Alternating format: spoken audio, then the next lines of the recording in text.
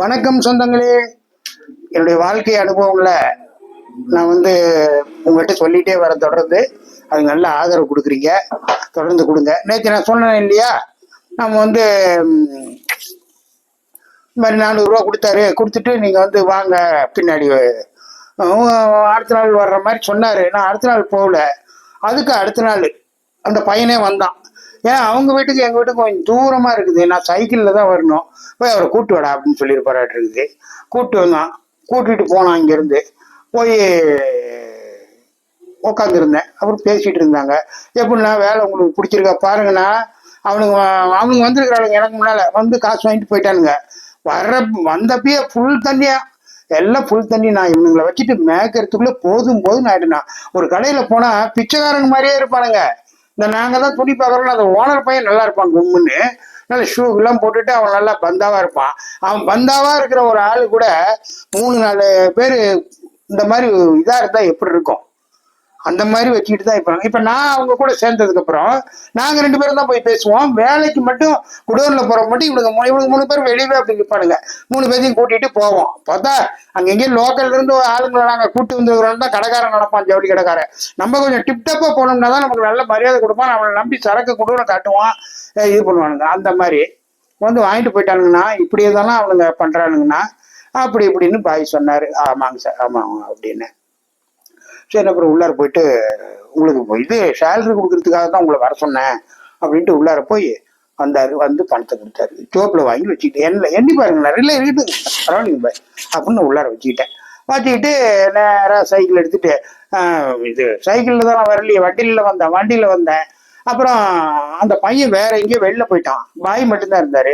நான் புறப்பட இருந்த பையன் வந்துட்டேன். கொண்டு கொடுத்தேன். இல்லைங்க பாருங்க, பஸ் ஏறினா கொண்டு போய் அங்க டிவி ஸ்டாப்ல இறக்குவாங்கன்னா அங்கிருந்து நடந்து போயிடுவாங்க. பக்கமா பக்கம் தாங்க அப்படின்னு. சரின்ட்டு வெளியே டவுன் பஸ்ல ஏறி நேராக நாங்க சொன்ன மாதிரியே அந்த டிவி ஸ்டாப்ல இறங்கி விறுவிறுன்னு வீட்டுக்கு வந்தேன். வீட்டுக்கு பணத்தை கொடுத்தேன். நானே இது வரைக்கும் பார்க்கல. இந்த எண்ணு அப்படின்னேன். இருந்துச்சு. இப்ப நான் இந்த வேலைக்கு போனது காசு புழக்காட்டம் விளையாடுது. காசு புழக்காட்டமும் நல்லா இருக்குது. அதே மாதிரி பாத்தீங்கன்னா வீட்டுல துணிமணி பஞ்சமே தீர்ந்து போச்சுங்க. பாருங்களேன், அப்ப நான் வேலைக்கு போனப்ப இப்ப ஒரு 15 வருஷம் இருக்கும், 15-20 வருஷம் கூட இருக்கும். ஆனா இன்னமும் அந்த துணி எங்க வீட்டுல இருக்குதுல்ல, அப்ப எந்த அளவுக்கு துணியை கொண்டாந்துருப்பேன்னு பாருங்க. ஃபர்ஸ்ட் கிளாஸ் புடவைங்க. ஒரு துணிமணியும் அவ்வளோ ஒரு அற்புதமான துணிமணி. பிள்ளைங்களுக்கெல்லாம் தனித்தனியா 2 பீரோ, ஒரு பீரோ வாங்கினா இன்னொரு பீரோ வாங்க வேண்டிய சூழ்நிலை வந்துருச்சு. துணிமணி வைக்கிறதுக்கு இடம் இல்லை. அவ்வளோ துணிமணி பிள்ளைங்களுக்கு போதுங்கிற அளவுக்கு. இப்ப எங்க அண்ணன் தம்பி பிள்ளைங்கள்லயே எங்க பிள்ளைங்க மட்டும்தான் டிப்டாப்பா ட்ரெஸ் போடுற அளவுக்கு ஒரு இது கொண்டாந்துட்டேன். சில சமயம் எங்க அண்ணன் தம்பி கூட்டு பிள்ளைங்களுக்கும் ஒரு சில ட்ரெஸ்ஸை எடுத்து கொடுத்துருவேன். பரவாயில்ல, கொடுத்துடலாம்ப்பா, பாவம்பா அப்படி இப்படின்னு சொல்லி கொடுப்பேன். இந்த மாதிரிலாம் பண்ணுவேன். ஜாக்கெட்லாம் கொண்டாந்தனா என் தங்கச்சிங்களுக்கு, தம்பி பொண்டாட்டிங்களுக்குலாம் எல்லாத்துக்கும் கொடுப்பேன். சீலை கூட சில சமயம் கொடுப்பேன். எல்லாம் கொடுப்பேன். என்ன ஒய்ஃப் கொஞ்சம் இதா இருக்கும், இதுதான் எனக்கு பிடிச்சிருக்குதுன்னு நம்ம எதை கொடுக்கலான்னு இருக்கிறோமோ அதுதான் பிடிச்சிருக்கு கொடுக்க விட மாட்டாங்க. இருந்தாலும் அதையும் மீறி கொஞ்சம் கொடுப்பேன். அந்த அளவுக்கு நல்லா இப்ப இதாயிட்டோம், டெவலப்மெண்ட் ஆயிட்டு இப்படியே நல்லா போயிட்டு இருந்தேன். இப்ப வீட்டுல அந்த பணத்தை எண்ணி பார்த்தப்ப பாத்தீங்கன்னா 12,000 ரூபா கொடுத்தாருங்க. 12,000 ரூபா கொடுத்தாரு. நேற்று நான் கமெண்ட்ல சொல்லல, கமெண்ட்ல போடுங்கன்னு. நிறைய பேர் 18,000, ஒரு சில பேர் 25,000.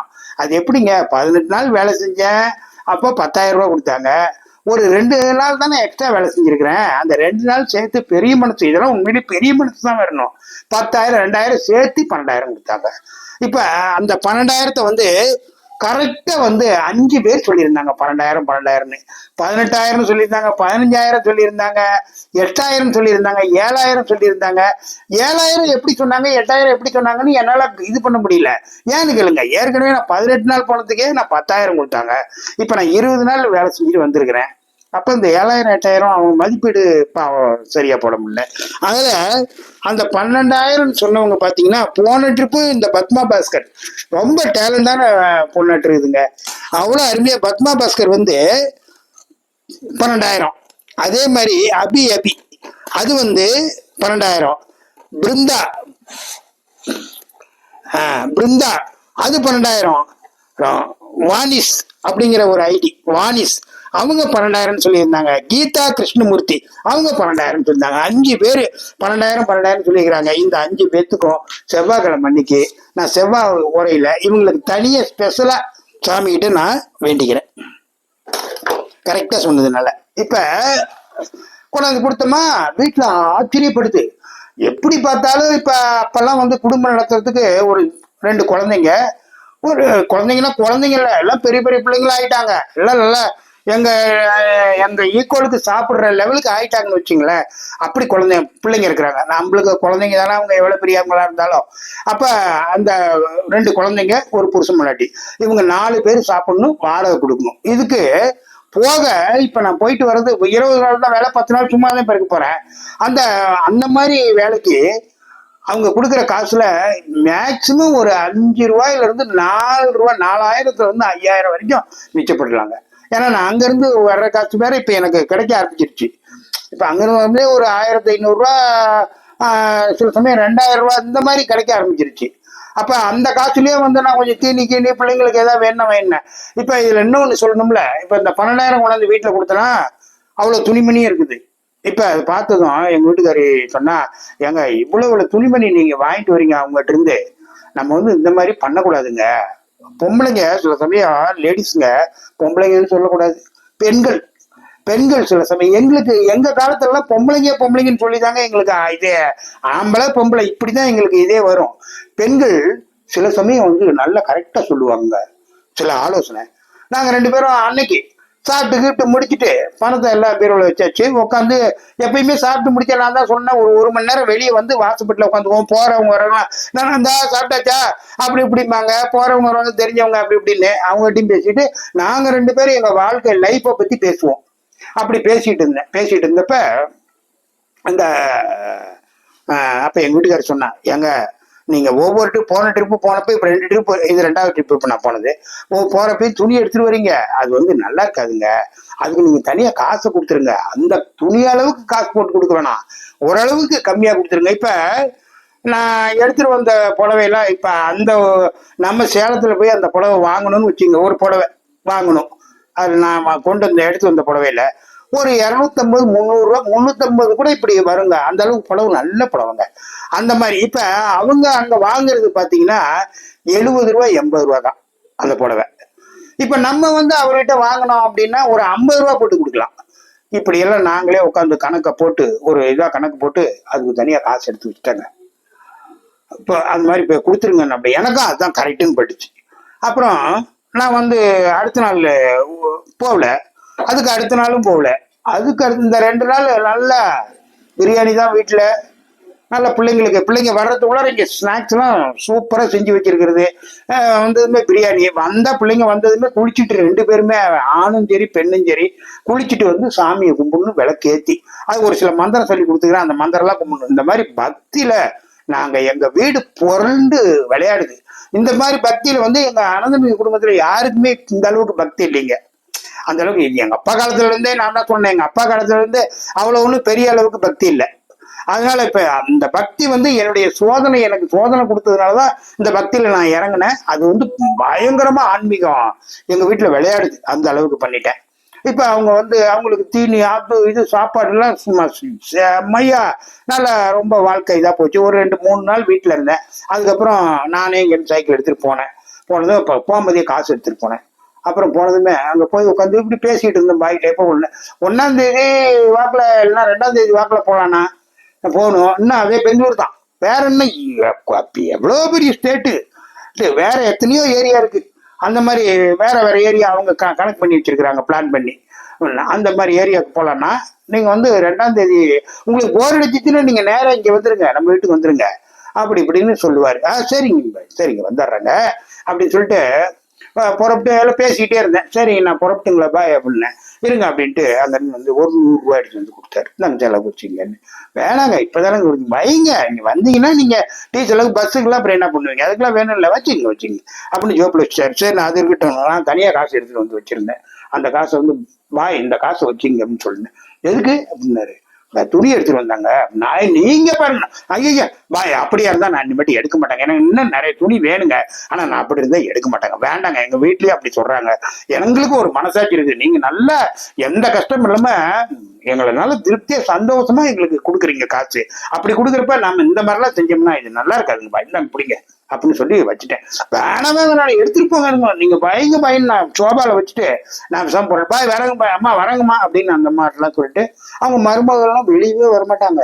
வந்து நம்மளெல்லாம் அவங்களெல்லாம் நான் சரியா கூட பார்த்தது இல்லைங்க நிஜமா, அவ்வளவு அடக்கடுக்குமான பொண்ணுங்க, முஸ்லீம் பொண்ணுங்க வீட்டுக்குள்ளாரியே தான் அப்படி இருப்பாங்க. சரி என்ன எல்லாம் முடிச்சுட்டு நான் வந்து நம்ம இந்து ஆட்களுக்கு அடுத்து முஸ்லீம்ங்க கிட்ட நான் நிறைய பழகிருக்கிறேன், நிறைய முஸ்லீம்ங்க கிட்ட நிறைய, ரொம்ப சின்ன வயசுல நான் சின்ன பையனா இருந்தப்பயே ஒரு முஸ்லீம் வீட்டுல என்னை தத்தெடுத்த மாதிரி, அவங்க வீட்டுல எப்படா இந்த ரம்ஜான் வரும் பக்ரீத் வரும்னு ஏங்கிட்டு இருப்பேன், வந்தா நல்லா இவ்வளவு பிரியாணி சாப்பிடுவேன், நல்லா போட்டு கொடுப்பாங்க, நல்லா இது பண்ணுவாங்க, அடிக்கடி சாப்பாடு டெய்லி இந்த மாதிரிலாம் சின்ன வயசுலயே. அதனால முஸ்லீம்ங்க கிட்ட எனக்கு ரொம்ப ஒரு இணக்கம், அது என்னன்னு தெரியல, பூர்வ ஜென்ம பந்தமா என்னன்னு தெரியல, எல்லார்ட்டையும் சொல்லிவிட்டு வீட்டுக்கு வந்துட்டேன். வீட்டுக்கு வந்து இந்த ஒரு வாரமா அப்படியே பிள்ளைங்க கூட ஒய்ஃபு கூட நல்ல சந்தோஷமா ஜாலியா இருந்தேன். அப்புறம் வந்து அந்த பையன் வந்தான், ஒரு நாள் ஒரு வாரம் கழிச்சு அங்கிருந்து வந்தான், அதாவது 1ஆம் தேதி அன்னைக்கு வந்தான் வீட்டுக்கு. கரெக்டா வந்தான்னா, நாளைக்கு நம்ம புறப்படுறோம் ஊருக்கு, அதான் அப்பா சொல்லிட்டு வர சொன்னாங்க. சரி நான் ரெடியா வந்துட்டேன், நான் வந்துடுறாங்களே, இல்லை நீங்க பேக்லாம் எடுத்து வச்சு துணிமெல்லாம் எடுத்து வச்சு பேக்லாம் உங்க துணிமெல்லாம் எடுத்து வச்சு ரெடியா இருங்க, நான் வீட்டுல வந்து கூப்பிட்டு போறேன் அப்படின்னா சரின்ட்டு அன்னைக்கு. அப்புறம் வீட்டுல அங்க இருந்து அடுத்த நாள் சரின்ட்டு அடுத்த நாள் வந்தது நான் பேக்ல வந்து எல்லாம் வச்சிருப்பேன், திருநீர், குங்குமம், ஷேவிங் டப்பா, மிஷின், ஷாம்பு, சோப்பு, பல்பொடி, பேஸ்ட், பிரஷ் அத்தனையும் வச்சிருப்பேன். டவல் கிவல் யார்கிட்டையும் போய் எதுவும் கேட்க மாட்டேன், என்கிட்ட எல்லாரும் கேட்கற மாதிரி இருக்கும். அதே மாதிரி அந்த 3 பேரும், இப்ப அந்த 3 பேர் என்னாச்சு அப்படின்னா என்ன ஒரு பாரியா எதிரியா பார்க்க ஆரம்பிச்சிட்டானுங்க. நான் எவ்வளவோ முயற்சி செய்யறேன், இந்த மாதிரி பொறாம வரும் இப்படிலாம் நடக்கும்னு எனக்கு நல்லா தெரியும், நான் எவ்வளவோ முயற்சி செய்யறேன், அதெல்லாம் வேலைக்கு ஆகாதுங்க. அவனுங்க 3 பேர் சேர்ந்து பேசுறது ரொம்ப இதா இருக்கிறது. பாய் வந்து சொல்லிட்டாரு, இந்த ட்ரிப் நீங்க தண்ணி அடிச்சுட்டு கடைக்குள்ளாரெல்லாம் வந்து நீங்க இது பண்ற மாதிரி இருந்தா உங்களை இதோட நான் வேலையை விட்டு நிறுத்திடுவேன்னு அங்க வேற சொல்லி இருக்கிறாரு. அதனால அவங்க வந்து என்னடா பண்றது அப்படின்ட்டு பல்ல கடிச்சிட்டு வேலைக்கு வரானுங்க. வேலைக்கே ஒரு இன்ட்ரெஸ்ட் இல்லை அவனுங்களுக்கு வர்றதுக்கு, கண்டுபிடிச்சிட்டாங்களே. அது என்னன்னு சொல்ல மறந்துட்டேன், அந்த ரூம்ல அந்த படுத்திருந்தாங்க, அந்த பணத்தெல்லாம் பஞ்சாயத்து பண்ணி வாங்கிட்டோம்ல, படுத்து தூங்கிட்டு காலையில எந்திரிச்சு அவன் தேடுறாங்க. காசு வச்சிருந்தேன், நான் நைட்டு நடந்ததே என்ன நடந்துச்சுன்னே அவனுக்கு தெரியல, காசு வச்சிருந்தேன் காணோம். அந்த பையன் வந்து கேட்கறான், என்ன தேடிட்டே இருக்கிறீங்க அப்படின்னு. வீட்டுல காசு வச்சிருந்தேன் அதுதான் காணோம், அதான் தேடிட்டு. என்ன காசு? இல்ல காசு வச்சிருந்தேன், காசு வச்சிருந்தேன் இப்படியே சொல்றாங்க. அது என்னன்னு சொல்லல. இந்த இது வரைக்குமே அவனுங்களுக்கு வந்து நாங்க வந்து அந்த காசு 10,000 புடுங்கிட்டோம் அப்படிங்கிறது அவனுங்களுக்கு தெரியவே இல்லைங்க போதையில. அது ஏதோ எங்கே தெரியல போட்டாங்க ரோட்ல, ஏதோ இல்லை எவனோ எடுத்துக்கிட்டான், அந்த கணக்குலயே தான் இருக்கிறானுங்க. சரி இப்படியே ஊருக்கு எல்லாம் புறப்பட்டு போய் ரூம் போட்டோம். நல்லா முதல் இதுல பார்த்து ஒரு 2 நாள் கழிச்சு ஒருத்தன் சொல்லாம கொள்ளாம ஊருக்கு ஓடி போயிட்டான். இப்ப இருக்கிறது வந்து அந்த 2 பேரு, நாங்க 2 பேர், 4 பேர் தான். பரவாயில்ல, 4 பேரை வச்சு அவங்க அப்பாவுக்கு போன் பண்ணி கேட்டதுக்கு 4 பேரை வச்சு எந்த ஒரு விஷயம்னாலும் அவங்க அப்பாவை கேட்டுதான் அந்த பையன் செய்வான். எந்த ஒரு விஷயம்னாலும் பரவாயில்ல நீங்க 4 பேருமே வந்து செய்யுங்க அப்படின்னு அவங்க அப்பா சொல்லிட்டாரு. சரி வேற ஆள் பார்த்துட்டு இருக்கிறாங்க இன்னும் கூட. இப்படியே போயிட்டு இருந்துச்சு. 4 பேரும் அந்த ட்ரிப்பு பார்த்தோம். அந்த ட்ரிப்பும் ஒரு 18 நாள் பக்கமா பார்த்துட்டோம். பார்த்துட்டு என்ன பண்ணலாம் அப்படின்ட்டான், புறப்பட்டு வாங்கன்னு சொன்னான். சரின்னு அன்னைக்கு அங்க இருந்து புறப்பட்டு நாங்க வரும்போதே ஒரு 3 மூட்டை எடுத்துக்கிட்டு வர்றோம். பஸ்ல ஏறிட்டோம், ஏறி உட்காந்து சேலத்துக்கு புறப்பட்டோம். வழியில ஒரு சின்ன அசம்பாவிதம் நடந்துச்சு, அது என்னங்கிறத நாளைக்கு சொல்றேன். டைம் ஆயிடுச்சுங்க, நாளைக்கு சொல்றேன் உங்களுக்கு. பாய்.